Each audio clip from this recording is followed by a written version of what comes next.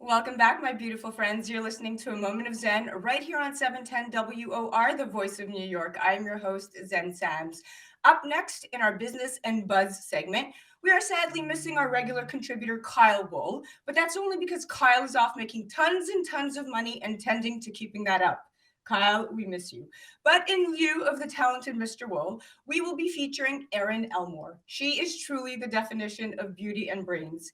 Erin is an attorney, a Republican strategist, and political commentator. You've seen her almost daily on Fox News and Newsmax. Erin is also a contributor with Charlie Cook's Turning Point USA and a columnist at townhall.com.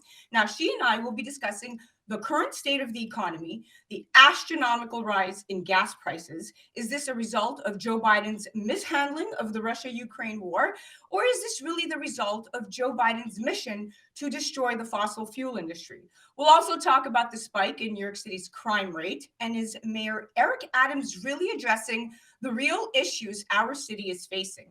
Now, as she gets settled into the broadcast room, let's chat gas prices. Now, is it fair to blame the high gas prices on Biden's effort to destroy the fossil fuel industry, or is it the war itself to blame? So let's review. Biden inherited success, a rapidly growing economy, and net energy independence from President Donald Trump's successful economic and energy policies, which all aimed at rationally increasing the safe and clean exploration, production, and shipment of oil and gas in our America. But then Joe Biden campaigned on a platform of promising to transition away from the fossil fuel industry.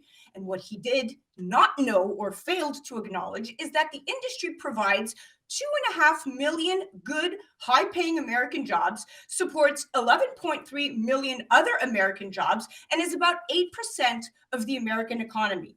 Blaming Vladimir Putin, although might feel like a given, is an insult to the intelligence of the American people. Biden might as well blame Justice Brett Kavanaugh, as even before the Ukrainian invasion, crude oil prices rose by 64% to a seven-year high. Remember that? The cost of natural gas doubled in 6 months, and heating oil rose by 68%. Well, you get the picture because you're living it.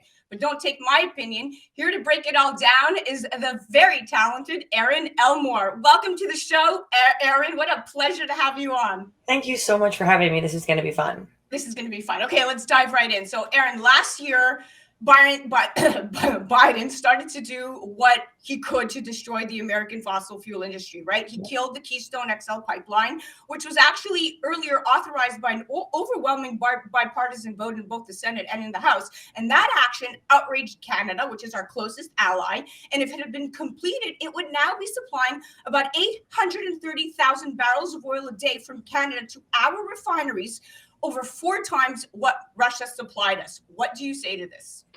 Well, I think if anyone believes the narrative that Joe Biden is saying this is all because of the Ukrainian Russian situation and Vladimir Putin, you got to realize that's not true. It is because of the Keystone pipeline being closed. And that, where does that leave us? We've had these high gas prices way before the war that's going on over there. But where are we getting our gas now? Biden authorized the pipeline in Russia, shockingly enough. And we're getting our gas from Middle Eastern countries, some of whom are very hostile to us. So, what's better, being energy independent and using our oil here at home, or buying high priced oil that's controlled by some of our enemies? You decide.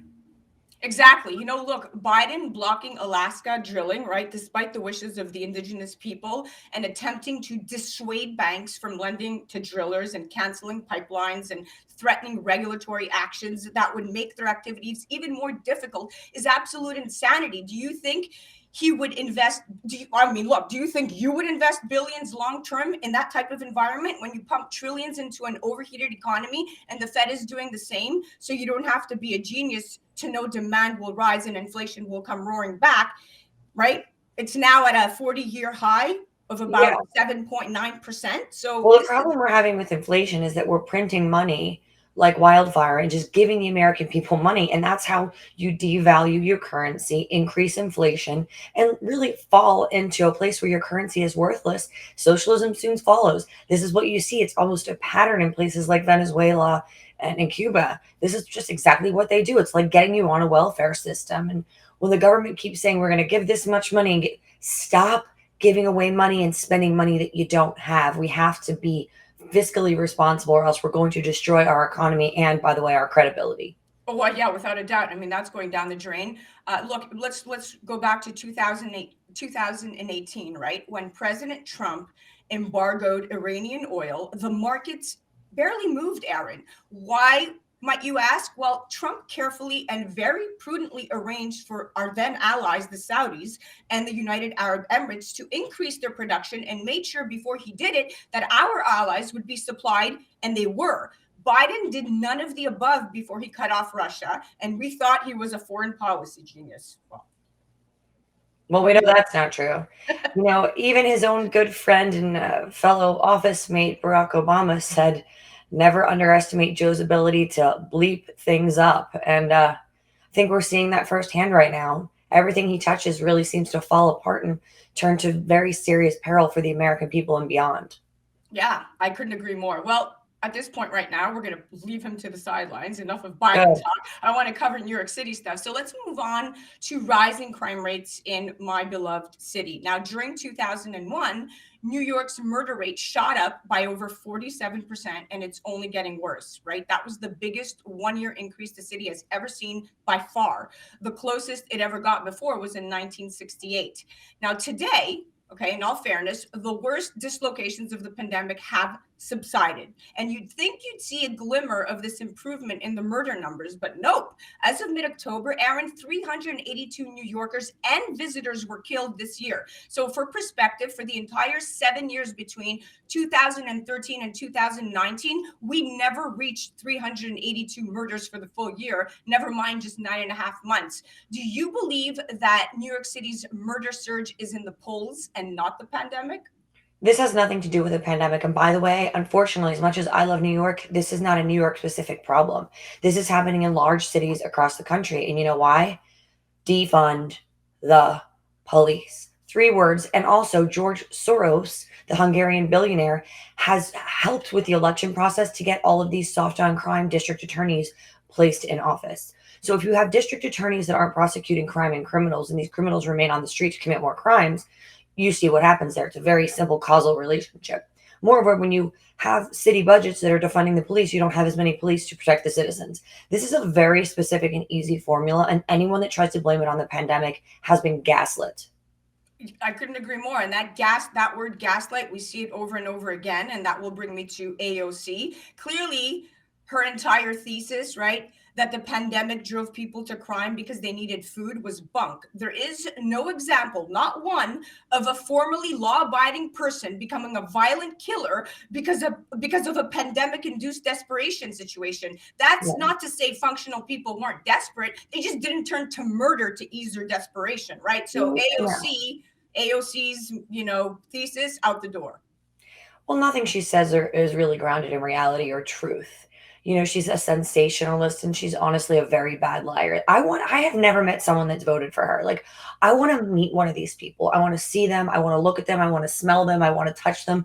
I want to understand them. I want to know where your logic is. Maybe they're not paying attention. They see her sort of as a cult figure, but I don't understand it because nothing she says is grounded in reality. You see the videos of people smashing and grabbing and stealing from stores.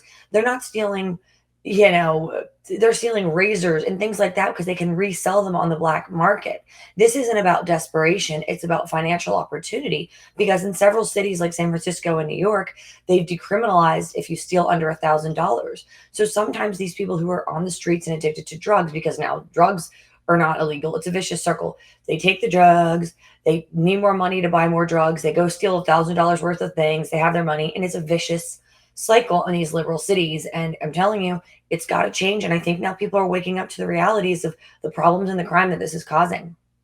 Yeah, I mean, look, we should, if we haven't woken up just yet, we should really take a step back and look at what has happened to our society as a result of the woke mob waking up over and over again in very uncalled for situations. And then when you look back at New York City's current mayor, Eric Adams even caught heat from his own party because he appointed 3 people with a history of anti-gay remarks to really high-ranking city jobs. What do you say to this? Well, I mean, it's certainly not acceptable or right. And I feel like there is this cancel culture on the woke mob that they want to cancel everyone. But in this instance, perhaps it was the right thing to do. Certainly no one appreciates those kind of remarks. And I also think you have to be very careful because all of a sudden now people are going back 20, 30 years and looking at comments and trying to pick apart things under the microscope of today. I do believe no matter what, the speech that you find the most offensive is the speech that should be protected. I personally am a big advocate of the Constitution, and I don't like how Twitter's kicking off Donald Trump or the Babylon Bee or Charlie Kirk or uh, people that talked about the vaccines. I think we should live in a completely open society where the marketplace of ideas regulates itself. For example, the people that made these comments under Adams' administration, they're now losing their job. The market has regulated and said, hey, this speech is not okay. But I don't want to see people being kicked off of platforms and being completely censored because then you're living in a communist country. But certainly these comments are inappropriate. But when people call for more censorship, that's when I start to get really, really scared. Yeah.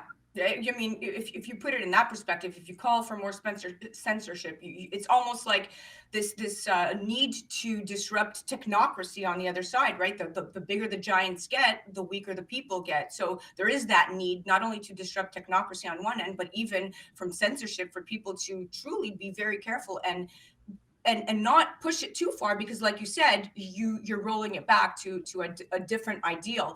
And with respect to Eric Adams, I would think that this is kind of all very counterintuitive, because Eric Adams is New York City's newly appointed mayor, who, by the way, won the Democratic primary by just 7,000 votes, right? That's 0.8%. And you would think that he wouldn't so confidently brush off his own critics, right, at a moment in his tenure where many leaders would be looking to broaden their appeal. But at this point right now, I couldn't agree more with what you're saying in terms of being very careful and walking that line extremely, you know, like it's a tightrope balance kind of thing. I get it. Well, I also think Eric Adams is taking a lot of heat for letting professional athletes be exempt from vaccine requirements, but not firefighters or police officers. I mean, honestly, when he was running, people on both sides of the political aisle in New York were way too optimistic about what kind of leader he was going to be. He didn't get in office and act like Ron DeSantis or a Glenn Youngkin. I mean, yes, I know those are governors, but those are just some great leaders getting, excuse me, like, that he didn't get rid of the mandates. He didn't lift masks immediately. These people didn't start lifting the mandates until they realized they were unpopular with voters and voting is important to them. So honestly, I don't think Eric Adams is this next coming of Christ or anything like that. I think people were posting pictures and celebrating him like he was going to be some great leader, but at the end of the day, he's a Democrat politician. You're right. You said it best. He is a Democrat politician, but he's trying to peg himself as something very different. And He's not that's, doing anything innovative or clever or unique. I mean, he's sort of leading from behind. He's reading the headlines, then reacting, not creating his own headlines. yeah, no, definitely not my cup of tea. Well, listen, we're out of time, but it was fantastic chatting with you. Can't wait to have you back on. I You would love are that. a breath of fresh air, and I love all the knowledge you bring to our platform. You're amazing, Erin. Well, thank you for having me. Let's do it again real soon. You got it. Guys, you have to check her out. Check out Erin Elmore, Beauty and Brains Combined. She's on the gram at Erin Elmore, or you can check her out directly on her website at www.erinelmore.com. She's also a contributor at Turning Point USA and an author at BizPac Review. She's an attorney and a political strategist. That was our Business and Buzz segment, brought to us by Revere Securities. You're listening to A Moment of Zen right here on 710 WOR, the voice of New York. We'll be right back after this.